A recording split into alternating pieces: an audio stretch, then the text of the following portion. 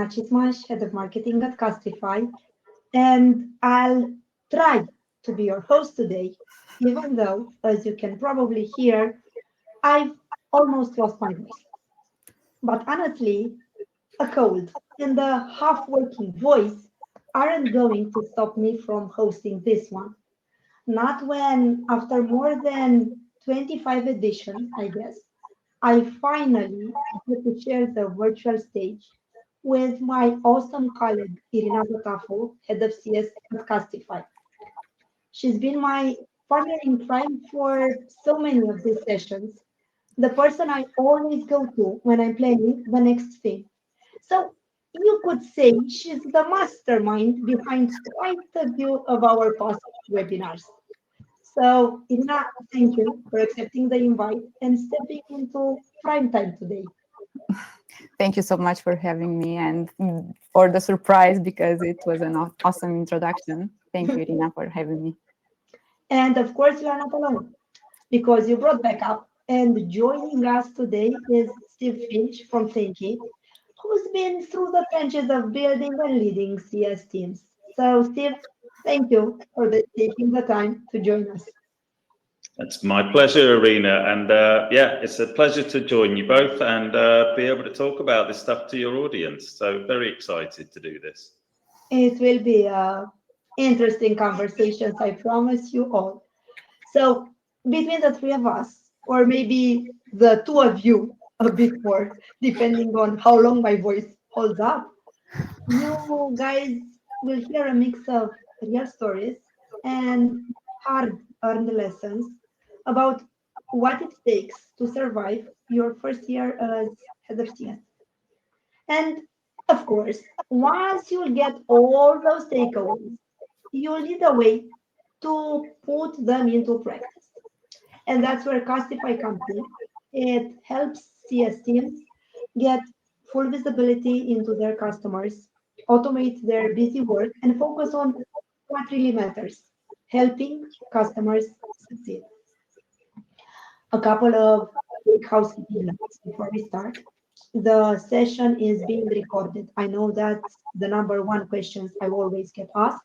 So, yes, you'll get the replay. If you have questions, please drop them in the Q&A. It doesn't matter. We'll grab them as we go. This conversation is mainly for you guys, the ones that managed to join us live. So you have the chance to basically pick the mind of both Irina and Steve and ask all your questions. And if it makes sense, we'll take in them in the conversation. If not, I will have a Q&A sessions dedicated at the end. Let's get things started. And like always, we'll hear from everyone doing what's live. I want to know where are you right now in your CS journey. So give me a moment to basically publish the post that I have prepared for you guys today. Hopefully, only my voice is disappointing me with the technology. Okay, publish poll. Okay, do you guys oh, poll? Is it published for everyone? Okay, it started. Okay, I'll give a few moments for the audience to engage with the poll. It's always a surprise on how things actually end up. I'm curious if the live audience is more towards first-time CSMs or we have a mix and a blend. Honestly, not sure what I should basically wish for. We have in this moment leading a small team for the first time, and honestly, I think it's awesome because I know, and I talked with both Steve and Irina, and they will talk about those first few chaotic months and how to find your footing when everything feels new. So, and for those of you who are already experienced, don't be shy. Please share your experience and let us know what were those things that you would wanted to know when you were first time CS leader. So you also have the chance to share your experience do it in the chat. We have an audience. Wow, we have an international audience. People from Peru, from USA, from Brazil, from Scotland, from California. So a lot of people. I have to admit it that I totally forgot about the switch of the daylight saving, and I received questions about, is it at 5, is it at 6, and I was like, oh my God, I don't know. I published it. It's at the day, it's in your calendar. So basically, that was my response. When the calendar shows you, it's there. Yeah. What can I say? We also have 10 years USM Italy. So it's Europe. It's all over the. It's you have an international audience, dear guests. So let's start the discussion with the transitions from CSM and head of CS. Basically, one day you are handling customers, and the next day you are handling people and expectations. Irina, what was the hardest shift for you when you first stepped into the role of CS? Yes, so that's a great question and it raises very nice memories. Just as a quick introduction, I was first hired at Custify as a CSM 5 years ago, and my previous experience was mostly in training, learning and development, and support. I started as a CSM, but I was promoted fairly quickly to the head of CS position. So I can tell you that the transition from CSM to head of CS for me was much harder than I expected. There's a huge change that happens overnight. One day you're a CSM working with customers and solving problems, and the next day you step into the leadership role you've been working so hard toward. But suddenly the challenges are completely different and you are still the same person. So that's something that nobody tells you, that basically you're still the same person, but everyone's expectations of you change instantly. And that's, of course, especially true with internal promotions, but it can also apply when you are hired externally.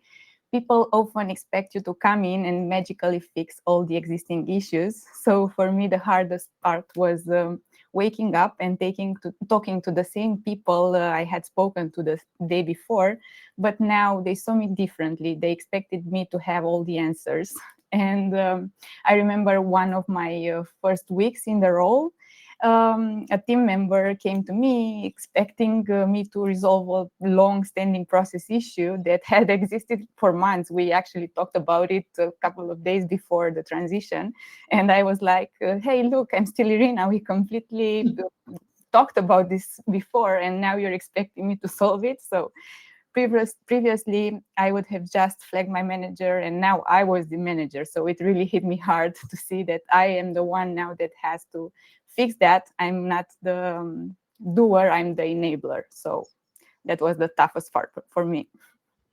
We're already starting receiving questions from the audience. Elizabeth, I need you to bear with us for a few more minutes. We'll take your question, but not before asking also Steve.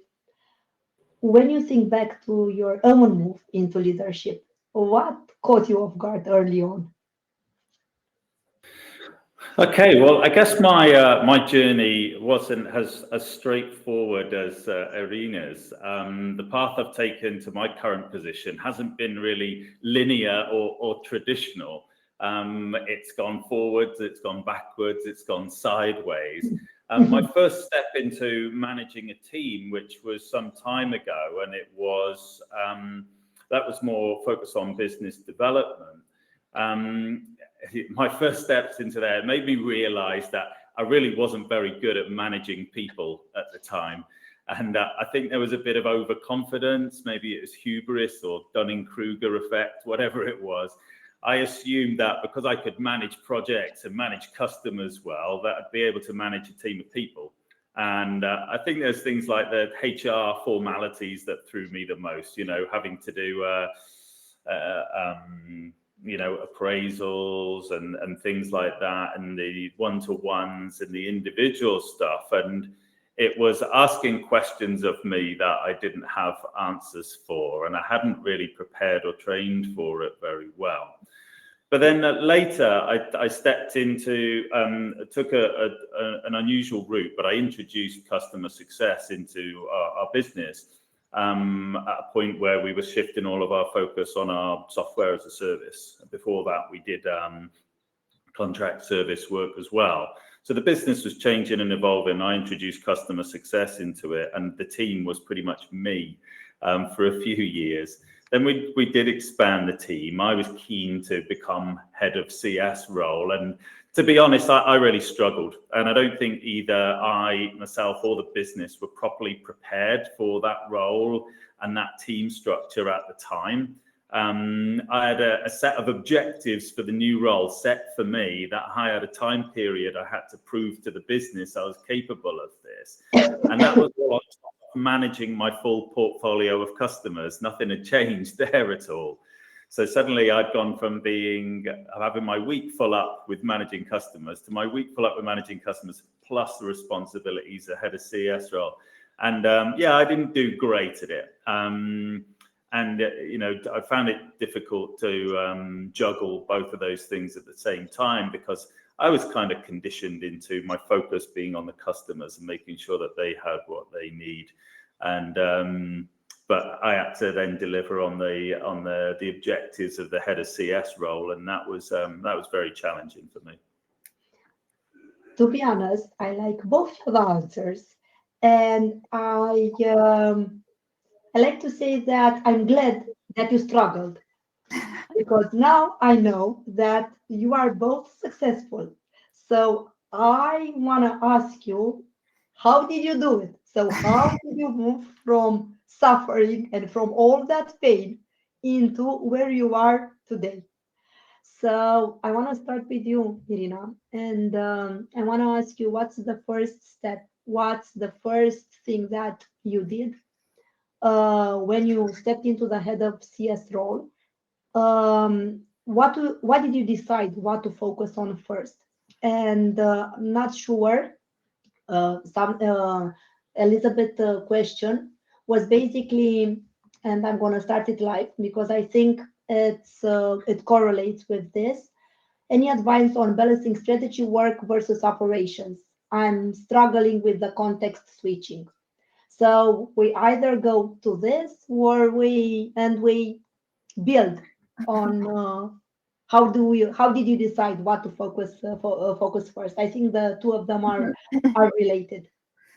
Yes, so I will continue Steve's idea that everybody's struggling in the beginning. It's really not easy to have the head of CS role for the first time. And there are many things that can look like priorities. There are many expectations from the team.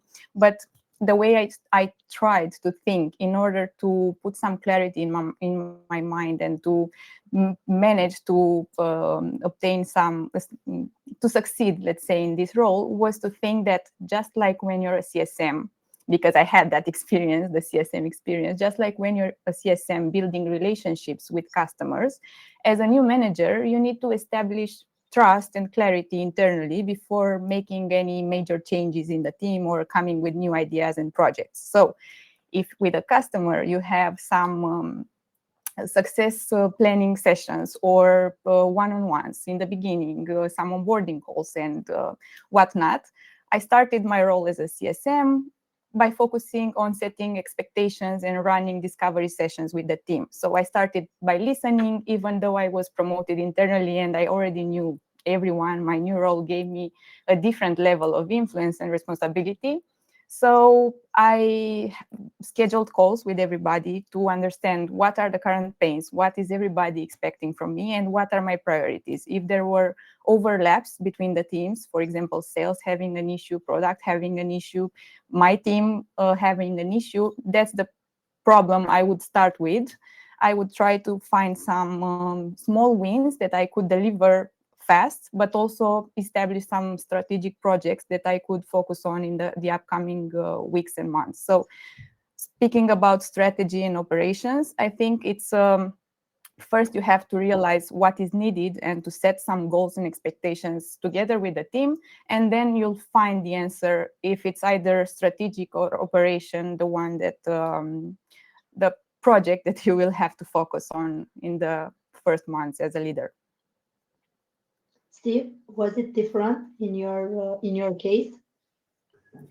I guess it was, as we've talked about, that challenge where you've got, you're firefighting and you've got lots of different parts of the business asking you for different things. You've got to try and simplify that a little bit and be realistic about what you can deliver.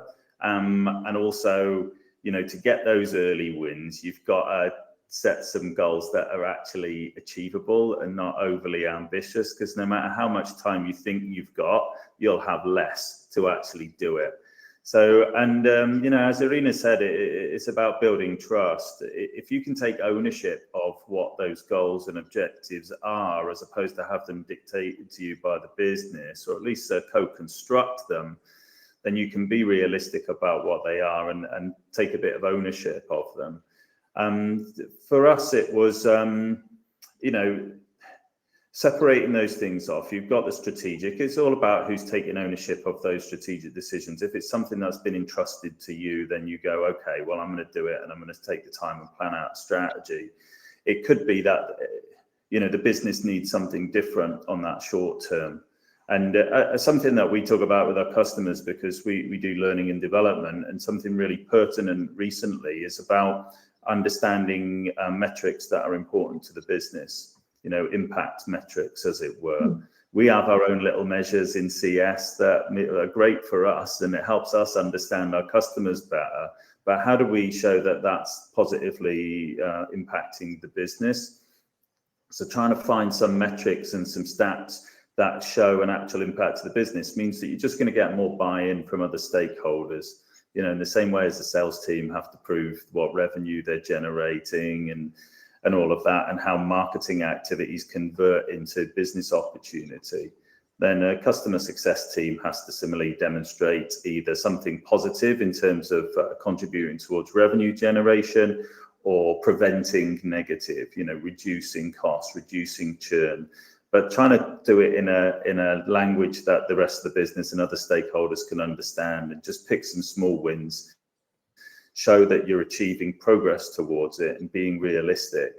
It also plays into avoiding vanity stats and having true objective measures. And the first couple of times you measure that, it's not necessarily going to shed your team in a good light. As Irina said, you inherited some problems or challenges or whatever that were already there, that then suddenly became your problem. So it's kind of difficult. You're not gonna solve everything overnight. So just pick those early wins, ones that are going to give you the best sort of PR in the business to show that you're achieving progress towards it, and doing that measurement and being honest and objective and authentic, so that you can, if you're doing vanity metrics and stats and things that are a little bit sort of sprinkled with glitter, as it were, it's hard to maintain that. So trying to be honest and objective, but that again depends on the culture of your organization. If they support that, if they let you make mistakes, if they let you fail in order to achieve a bigger goal, that's quite an important thing. And I think one of those things that we did that's managed to filter the things that we really needed to do, other than just the loud voices, was about setting up a framework for the team, which was using the OKRs model, which is objectives and key results, because we can always attribute the objectives towards organizational goals, but then that cascaded down, and the key results are the things that were leading to the objectives, and then the tasks were the things that are leading to the key results. So we could then show that everything we were doing with our time being spent was attributing towards a greater goal. And if there were requests coming in that didn't correspond to our key results or objectives, we could say no and say, this doesn't contribute towards this. So we had backup by that framework. Steve, I really liked you touched several things that later on when we dive into So we'll dive into the data, into the reports. Hopefully the time will be generous with us. I wanna answer because you have a particular question, Steve. Somebody, Jasper, asked you, did you follow any trainings when you were aware that things weren't going as planned? You mentioned at the beginning your first time experience as a manager was not an ideal one. So what did you do to reverse this part? Yeah, so I previously, probably about, I don't know, maybe about 6 or 7 years before I'd adopted this role, done an ILM Level 5 Leadership and Management course. But it was, I couldn't really remember a lot of what I'd done in that, and things had moved on. Everything that I'd done was really self-taught. I didn't have any specific CS leader training programs or anything that I'd done. You know, when I started doing CS, it was quite fresh and it was quite new, and I was learning from the practice that was out there in the community. So I was learning from my own mistakes, and there wasn't, you know, there was no one really to sort of coach and mentor me in that role of doing that, because there wasn't any precedent. You know, quite often it's great if you're operating as a CSM and you've got a head of, and you can learn from them and learn how to do things and grow into that role. When you're just working it out and you're pioneering and you're trying it out, there's no rule book, or there's no instruction manual, as it were. So you're just trying to adapt as you go along. You know, in terms of trying to turn that around, I spent a year being head of CS, and I failed in that role. I didn't achieve my objective, so I kind of moved sideways then. And I then had to sort of swallow some humble pie, as it were, and then come back, as it were, and build and grow. So it was a different little route that I took. And I think it also, the business learned a bit more about it and about the role and the team, the department.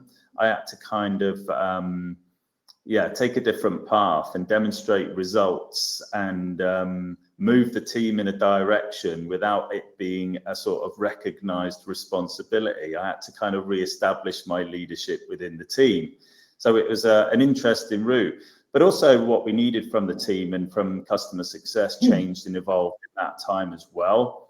And we started recognizing our differentiators in customer success and what we were doing differently. And the actual configuration that we then evolved into was very different from that initial one. So it was, an interesting route. I think you are the first leader and the first guest that speaks directly and admits the fact that he failed in his role. And I think this shows, I don't know, authenticity. And thank you for sharing. Also, the part that we want to forget about it, or we are ashamed of sharing it, because we have the feeling that nobody went through this path.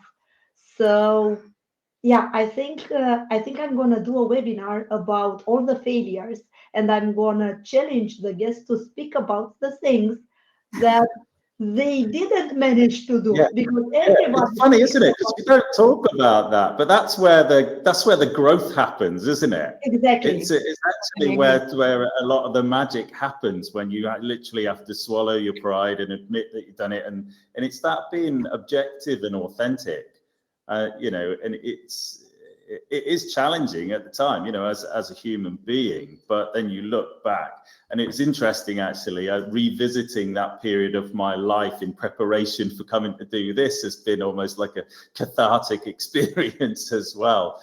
But yeah, I mean, I guess if that was it, I failed and I went off and with my tail between my legs and ended up down an alleyway drinking vodka or something like that, then maybe I wouldn't be sitting here talking to the audience. But thankfully, I managed to find another path and learn from that and grow from it.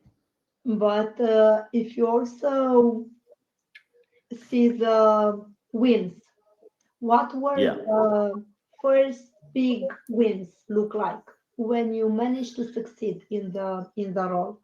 Maybe something Yeah. small, but that gave you momentum or confidence that you are heading in the right direction? Yeah, absolutely. You know, that first 12 months, I struggled to think back of where I had any wins. It felt like the whole 12 months was spent swimming against the tide. For me, the big win actually came a little bit later when I'd, you know, stepped back from that position, and it was a less formal sort of leadership. And it was, you know, maybe at the time, you know, when your career trajectory is just going like that all the time, you're always chasing the next level and the next thing, and whether there's a bit of pride in the status or whatever, but that having that sort of humility thing, then it was like, well, I don't really care about the title or the status. I'm just going to try and do good things, and I know where this team needs to go, and I know what we need to be doing. And putting in that structure, that framework of using the OKRs and being able to ensure that the team are all working together on the right things, the things that impacted the business. The big win for me was when we did our first quarter where the OKRs were in and everyone had bought in, and we worked really hard as a team together to achieve that. And we hit all our objectives, you know, smashed our goals, and we were able to communicate that and present that back to the business. I put a nice PowerPoint together to show what we'd done so I could communicate those wins. That was really kind of a special moment for me, because it had everything. It had the ability to demonstrate what we're doing is contributing towards the business, the tools to communicate it so that other people in the business could understand. There was the team cohesion and everyone, you know, feeling good about working towards the same thing. So everything was all really clicked into place, and that was the first really big win for me.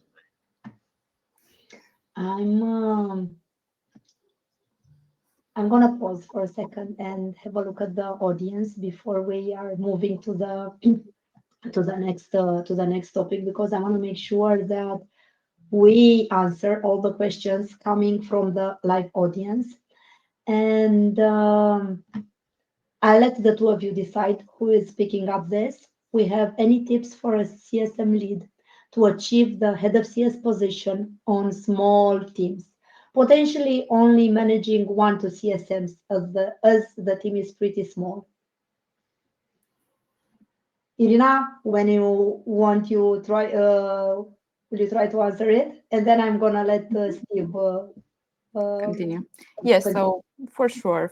So first of all, I think it's important, even in a small team, to talk about this idea with your manager. Make him know that you have this intention, because your manager is there as your mentor and can guide you and help you with tips and tricks, and you can set together some goals in order to know what's the path that you have to take in order to get there. And second, if you are thinking you don't want to share that with the internal team and you are looking to transition into a different company, I think you have to be prepared for chaos, but in the same time, you have to be super proactive and to be involved into the daily operations and into the daily things that are happening, in order to already as a CSM to take some load from your manager and from the ones that are building the internal processes, in order to have already the knowledge and the experience to be prepared for what the role requires. Steve, what's your advice? Yeah, I guess it's you've got to be clear about the reasons why you want to do it, and is that for you? And you know, it's because it's not something you kind of step into lightly, as we've already talked about. It's quite a challenging thing, and no matter how prepared you think you are, there's a lot of unexpected things that happen. So I think you really need to be ready for that. So you need to take a look at yourself and see if you're ready to, if you really want it, because you've got to really want it, because it's something that you've got to kind of live, breathe, eat, sleep for the foreseeable future. So you've really got to want to do that thing. You've got to build some resilience as well in yourself to be able to take the setbacks and be able to succeed in it. And does the business need that role? You know, is it ticking over? Where's the gap? What is it missing that role is going to fulfill? Because they're not going to pay you extra money and create an extra role and give you that title unless the business actually needs it. So having those conversations with the business. But as Irina touched on there, it's like, ooh, is someone else want to do that as well in the team? Like, do you talk to them about it, or do you know? And that's an interesting one. Again, that depends on the culture of the team. It might be clear that you're automatically already stepping up and showing yourself to be a leader, and the business might approach you and offer you that. So it depends on whether you go to the business and say, hey, I want this, or whether the business comes to you and say, hey, we'd like you to be this. So it really depends on your situation, but either way, you've got to really want it.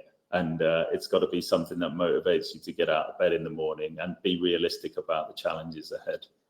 Steve, I wanna ask you an extra question on this topic. What if you decide that you want to take the role? How do you present it to the leadership team? Do you go with, hey, I think I deserve it, and this is why I deserve it? Or how do you pitch it? Do you prepare a business case? Do you show, how do you prepare for the discussion of, I want to take the role, the head of CS? How do you prepare for this conversation? Yeah, I proposed it to the business. Okay. And so I did go about doing that. And I think for me, it's because I just saw it as this natural progression that I kind of wanted to be the next level in that role. And I felt like I was doing a bunch of the things that a head of CS should do. The reality then, once the business makes, you know, if you're pitching it to the business, I think you've got to work a bit harder to prove the value of yourself in that role. You know, later when I came back into leadership role, it was something that the business then offered me. So it was a different way around. It's almost like I'd prove value and the business was offering me something to differentiate it from being a regular CSM role. But pitching it to the business, yeah, you've got to be convincing and show where the opportunity is and why, you know, why the business needs that role and why you're the best fit for it. But you've then got to back it up and prove it. So you can't, you know, over-promise and under-deliver. You've got to manage that, but not set yourself up for a fall by promising too much to the business, by bigging up what your capability is in there. So it's a fine balance, really. Thank you for this addition on your answer. I remember the first time when I wanted to be the manager of the team, and the VP of marketing told me at that point, you aren't ready. And I was like, how can you say I'm not ready? I was the best specialist. I know all the metrics, and I was under the impression that the next best thing for me is leading the team. Well, only now I can say that leading a team is totally different than being a specialist, but that's my story. I wanna put the analyst question on screen because it perfectly ties up with what I wanna discuss. But before we go into what I have prepared, let's answer her. So she is sharing with us the challenge that myself and my team was to do a mind shift change as we come from a customer support background. Those being reactive versus proactive. We are now at the stage of defining a strategy. And the question is, how does one define a strategy that makes sense to the business role players? Yes, so I can take it if I may, because we were in the same situation at the beginning. So 5 years ago, when I took the role, we were still a small team, and we were covering both support and CS, and it was a continuous challenge. But in the same time, it was a bit hard for us to define the separation and to draw a line between the support and the CS teams. And I can tell you that we are the CS team we talk about proactivity, and we talk about quiet time to spend on customer analysis, about strategic guidance and all of that, that requires focus. And if you have a lot of context switching, you will not be able to deliver on that. So you will always be reactive in the end if you are handling both support and CS, because you will not have the mental capacity, the mental space to do that. Imagine you start the day with the answers on email or Slack or tickets or whatever, and then at the end of the day you have to focus on the proactive part, but you will for sure fail because your brain will not let you do that, and you will say the next day and so on and so forth, and you will just postpone the proactive part. So in the end you will fail because you will not do the CS job. You will still be a high level support or yeah. So we realized that, and you have to have a business case indeed to present a bit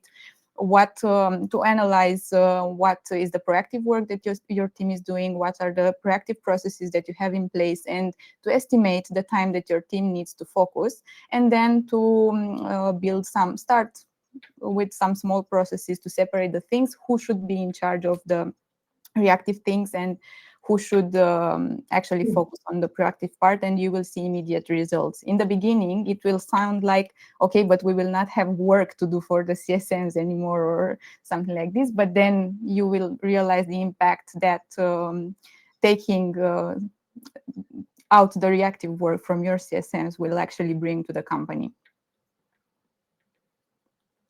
Steve, want to add on what Irina said? No, I think Irina covered it perfectly there and in nice detail as well. There's nothing more to add to that. Okay, then I want to deep dive, and I want to talk about the processes, basically the processes that supports the strategy. And I want to divide them and allocate to different roles.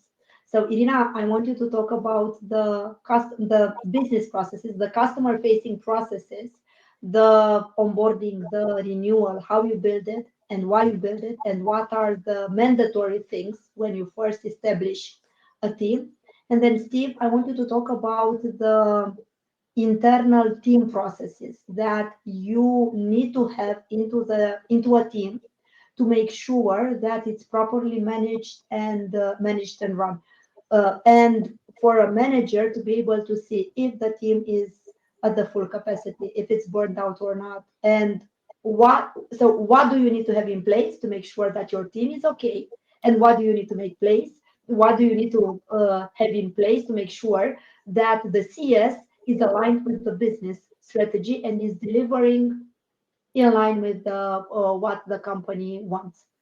Irina, we talk with the business side, and then we switch to the team. For sure.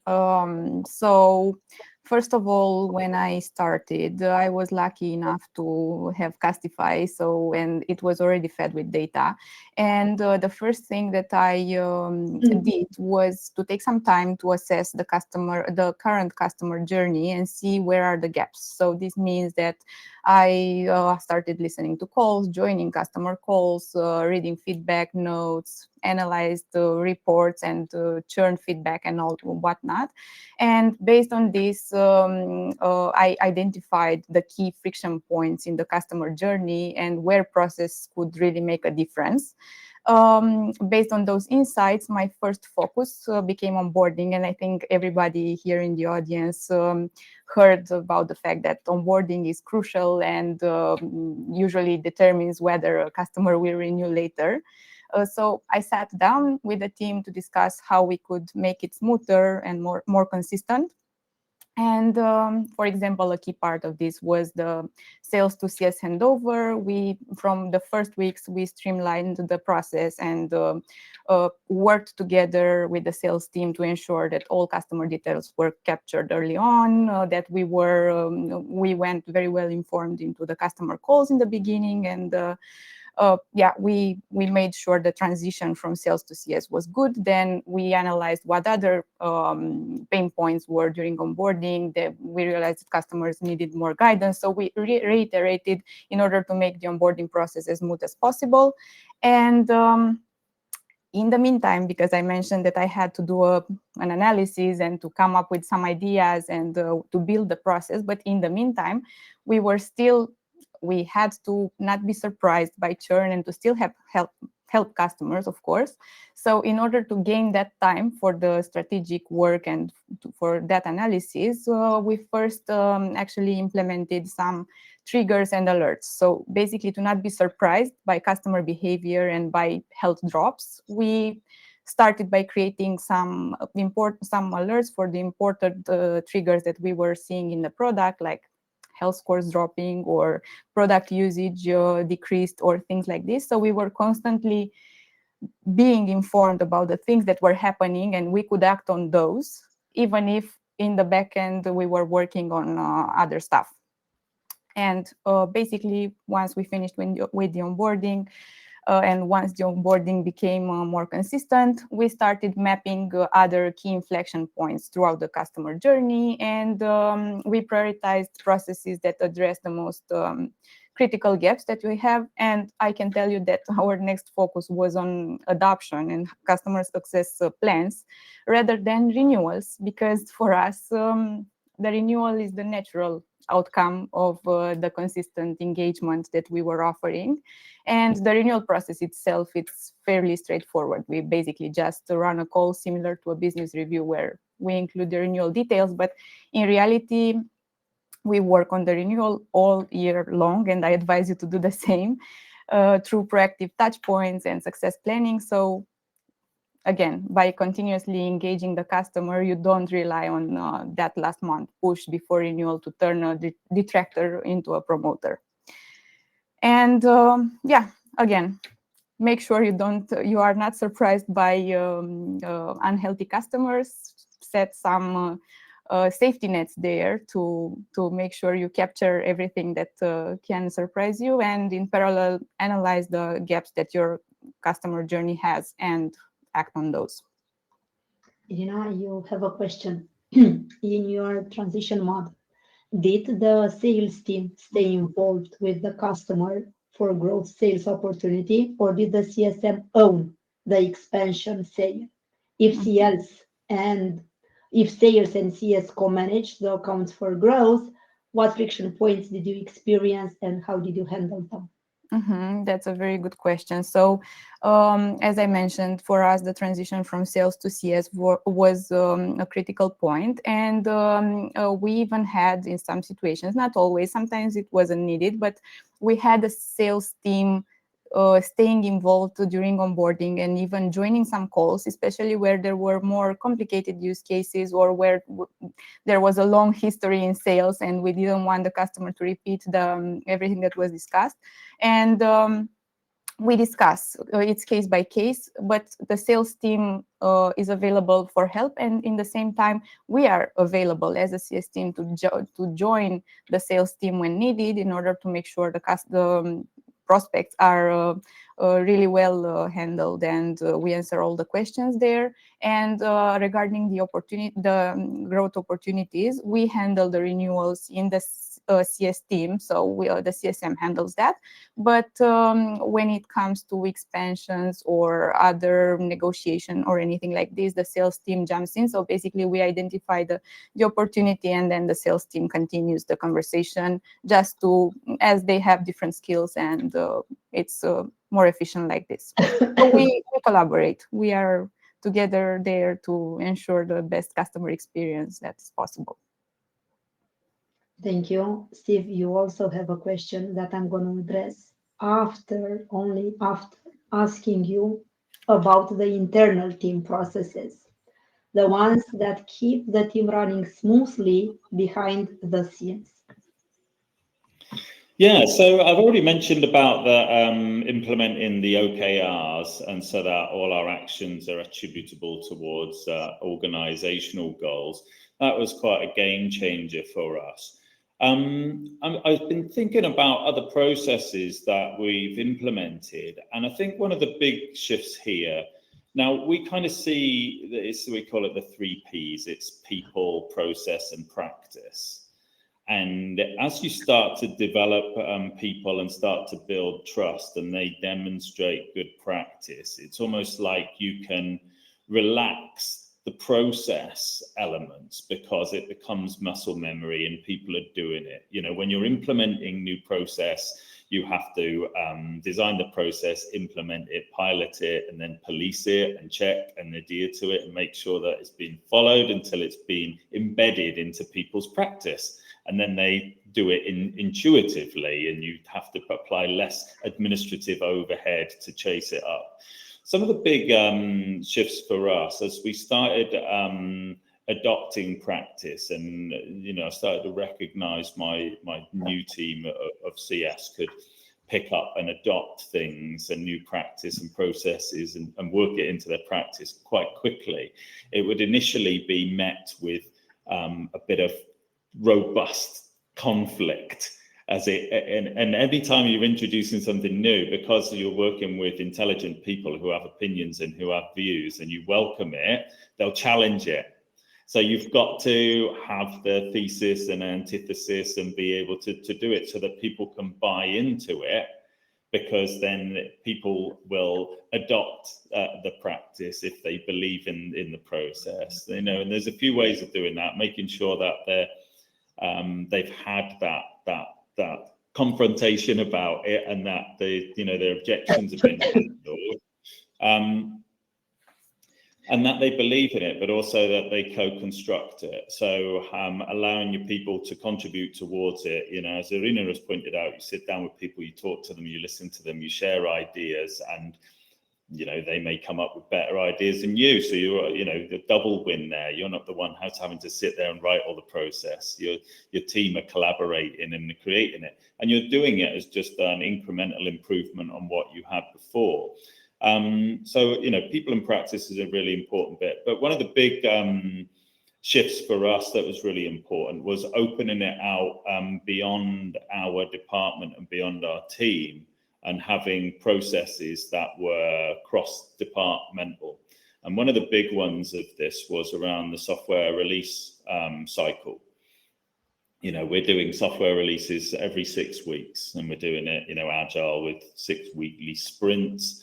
And throughout that, we've got a combination of the product design team, we've got the help desk and operations team, we've got the marketing team, we've got the CS team, and we're all collaborating on this, whether it's the comms that are going out to the customers, the production of the media elements to support those comms, the delivery of webinars every 6 weeks to, you know, field questions and answers. Also the process for understanding and training and upskilling the CS team as well. And by everyone all participating in that, the process is really creates this cross-pollination across the department. So, you know, this constant cycle, if you weren't a part of it, we'd have several releases going, you wouldn't know what features are going out because they're constantly producing new stuff. So the way that everyone is familiar with it and understands and learns and upskills in the new software, because the CS team have to be experts at this stuff before it's even put in the hands of the customer, is by participating in the release communications. So there's that and other processes that have really been, and this was a deliberate move really to get the teams talking to each other more, because we're all working towards the same goal, but we all play different parts at different phases. And also to encourage other teams and departments in the organization to become more customer focused. You know, our customers are our lifeblood. It seems odd that only a handful of people in the business are the ones who actually engage with the customer. So, you know, in past couple of years, we've had product design teams sitting in on customer calls, going on customer visits, doing piloting and testing and getting feedback. And they love it, because, you know, their job, they want to get as close to the problem domain as possible, as opposed to it being passed on by second or third hand information. So I think the big shift for us internally in processes is opening them up across different departments and teams.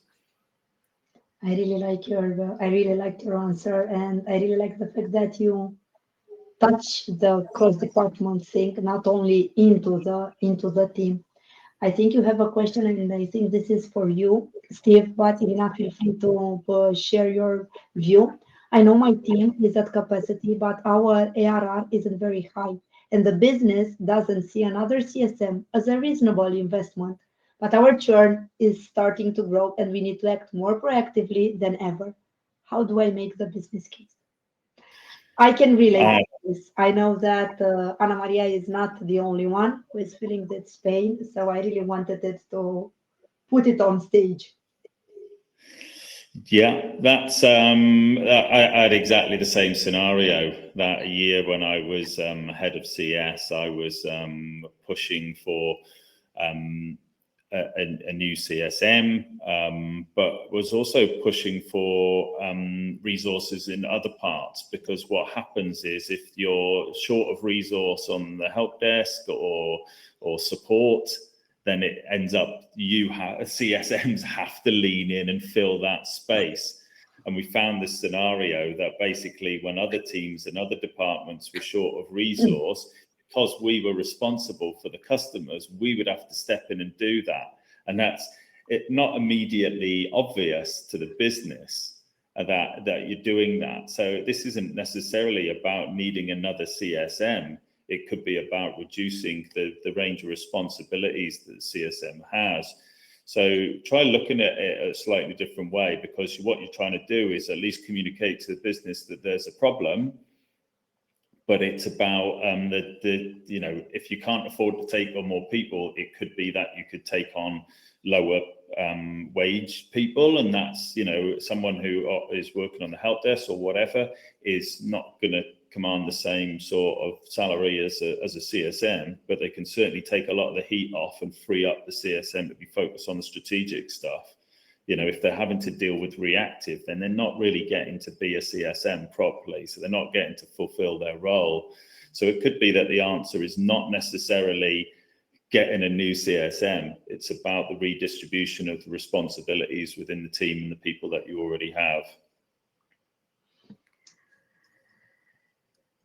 Yes, I wanted to echo what Steve said, and to also mention that in the meantime, until you convince the management to hire another person, you still have to survive, let's say. So you have to efficientize your processes as well as possible, and you have to clearly communicate with your team and to prove the value that you are delivering. So that's actually the problem here, that the management not always sees the value of the CS team, and it's a hard job, but we are also responsible to prove that value to our leadership, the same way we prove value to our customers.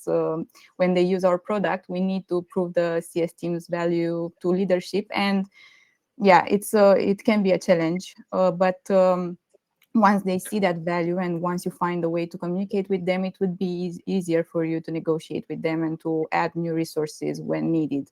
And as Steve mentioned, a new resource can also be someone on support, for example, or someone who can take a bit of the load from the CS team without being that expensive. So think about creative ways to actually efficientize the work of your team without too high costs. Yeah, and also getting some fidelity, some clarity on the what's going wrong or what's not working. Is it a case of the churn is too high? What's the risk at the moment that you're trying to solve with an additional CSM? And if you're able to get that data, you're able to present probably a more compelling story and a rationale for why you need to do this or need to take someone on. If it's presented in the terms of they're going to be losing more money than they're going to be spending on a new CSM, then, and this is challenging, it's not an easy thing to do, especially when you're working, all the time you're flat out on trying to support customers. But we've had those challenges in terms of CSMs being overloaded and having too much. And the answer wasn't always get another CSM. It's about the practice and stuff. We found we were giving too much love to our customers. We reduced the cadence of meetings. If we had regular meetings with customers and we were meeting customers once a week just to catch up and see how they are, reducing that to once a fortnight or once a month. And It didn't have any impact on the customer experience, but it increased the amount of capacity that a CSM had. Steve, you have another question, and there were a few, and we only have 6 minutes. So I wanna, Steve, how do you manage to be so direct, realistic, and aware of what's going on while also working on the bigger picture with upsells, expansions, growth, building strong customer relationship? What's your secret? I'd like to copy it and keep track of how it affects overall growth. Wow. Well, it's magic. No, I don't think it's magic. I don't know. I think probably realistically, I don't know. I could step back and look, maybe not understand the things that we are able to do. I think we surprise ourselves as human beings. If you're invested in a topic, in a subject, and you have a passion for something, and the rest then just comes with experience and not being afraid to fail, and I think just being generally curious. You know, what will happen in your role is if something's not interesting you, you won't go out and seek it. You'll just stay within the realms of what you know or what interests you. I'm genuinely curious about that over there and that over there, and I want to know how that works, and I want to know how this works and how that impacts this and how that affects that. And plus my career path, I've gone everything from, I started as a graphic designer, would you believe, many years ago. That was my first role. I was a project manager, an account manager, business development manager, sales manager. I was in marketing. I worked with that. So I've had quite a varied role. So I understand the different teams and the departments, what makes them tick. I understand what their impact metrics are and what makes a difference to them. So I can have empathy with the people in those teams. So I can have dialogue with them and understand their needs and try and balance that out with the needs of my team and as well. So I think it's probably just that varied journey, but don't be afraid to get up and go and talk to people and build relationships with other parts of your organization, because the more you understand and learn, the more you can help, support, and the more you can succeed together. Because a business is only that, you know, it's more than the sum of its parts. It's that cohesion of everyone all working together and pushing in the same direction. If you're just focused on just pulling the rope in your direction, then it's not going to help the business, and you're going to struggle to get your voice heard.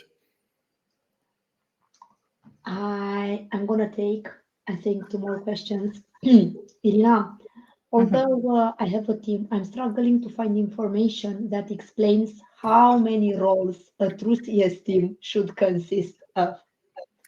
Yes, so you're not the only one struggling with that. I can tell you, we work with the CS teams, and I've talked to hundreds of people, and everybody has the same issue. And I can tell you that the role is defined by the business and the organization. So there are CS teams that report to sales or to head of operations or to head of CS or whatever. This depends on every business is so different.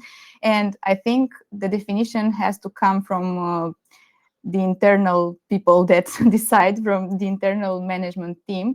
And you as a leader are also responsible to define that role for your team, because we cannot be everything. We will not be good at doing everything. You are responsible to analyze what really impacts the success of your customers and what are the things that you can own. And if you feel that it's something that you cannot control, then it's probably not your job to do that, because you will not succeed wearing so many hats in the same time. So ask yourself, does it help the customer succeed? And if the answer is yes, and you have control over that, probably it can be in the job description. I think the next one is for you, Steve. What is your view on using an MLS instead of having CSM running platform trainings as part of the onboarding? Oh, that's an interesting question. Our company is an LMS company, so yes, have an LMS. I don't know. It's an unusual question. You know, there's 2 different modes of delivery there. Like an LMS you can do lots of things with it and deliver different modes of learning. And a CSM running training suggests it's some sort of face-to-face workshop or something like that. You know, a CSM can run a workshop through an LMS, so they're not mutually exclusive by any means. But I think that's more a learning and development question. It depends what knowledge is trying to be gained, or what skill or competency. It depends on the nature of the learning outcome, and then you define the mode of delivery as a result. You know, if it's just that people need to know some basic stuff and you've got some just some tick box learning, then you could just do an e-learning module with a multiple choice question at the end. You can distribute that out and replicate it multiple times with minimal effort. That might be the tool for the job. But if you're trying to help people learn how to perform brain surgery, then answering some multiple choice questions is not going to, you wouldn't let them loose on your brain after doing that. So that might need some, you know, coaching, mentoring, support, and a longer journey of learning. I think it's whatever the learning outcome is that you actually want, what you're trying to help people do. Is it be better at something or know more about something? And I think it's the outcome that then defines the mode of delivery. With the permission of everyone, I know that we basically ended the session. I want to answer, because I promised that we'll take all the questions. I want to answer Alicia, and then we'll do a wrap up. And I want to propose a thing for all of you. So bear with us. Don't jump, because I have an offer that I want to propose to everyone who is watching us live, because we only managed to go through 33% of the things that we have prepared for you. So we want to announce a take two, but bear with us for a take two, not before we are answering Alicia's question. What are some best practices for leading CS before product market fit? How to hold it all?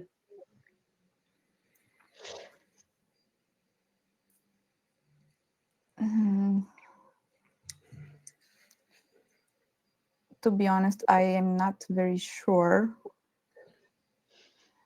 Yeah, I'm not sure what that question means. Is it that you've got a CS team and you've got CSMs and you've got a product, but you haven't really found a market for it yet, and you want the team to be promoting and encouraging the use of the product and trying to achieve success with it, but you don't even know who you're selling it to yet? Exactly. I think you cover it up pretty well. I think you described it very well. Alicia can confirm if she's still online with us. I think that here we cannot talk about renewals or anything else. It's only about the customer journey itself and the way they adopt and learn how your product works, I guess. So everything else applies. Proper onboarding, proper success plans in order to make sure the customer successfully adopts the product. And yeah, any insights are welcomed here in order to understand exactly what you're looking for. I think we can take it also offline, and we can come back. Also, I want to ask Juliana to let us come back offline. She is asking about specific tips for those leading a CS team for a service, not a SaaS product. Our case is a business membership, so we'll take this offline. And because we've reached out the end of our time today, and I don't want to rush through the rest just to squeeze things, I'm thinking, how about we do a part two of this session in a few weeks? We can pick it up right where we left off and go even deeper. Plus, it will give you time to think about what you'd like to ask Irina and Steve directly next time. So you ask the questions instead of me. Let me know in the chat, for those of you who didn't drop, if this is something that you would like us to happen. And for sure, we can organize it in a few weeks. And while you are typing that in, for the ones who are still with us, I want to take a moment to thank both Irina and Steve for sharing so many honest and practical insights. And of course, to everyone who joined us live today. If you want to revisit anything, don't worry, the recording will land in your inbox soon. And if you want to keep learning, check out the other sessions in our Custify webinar series.